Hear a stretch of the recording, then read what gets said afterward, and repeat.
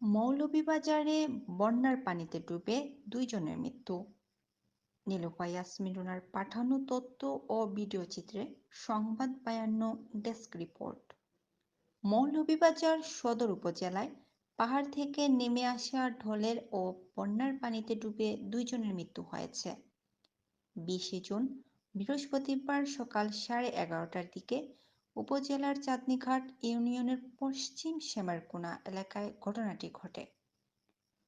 নিহতদের একজন হৃদয় আহমদ সদর উপজেলার পশ্চিম শেমারকোনা গ্রামে জমির আলীর ছেলে বলে জানা যায়।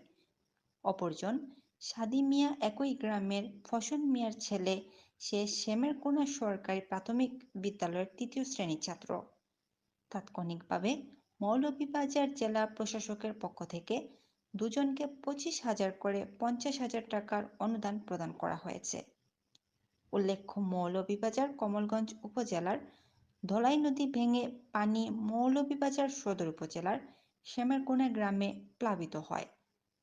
আজ সন্ধ্যা ৬টায় পশ্চিম শেমারকোনা গ্রামে নিজ বাড়িতে জানাজার নামাজ শেষে তাদের দাফন করা হয়েছে।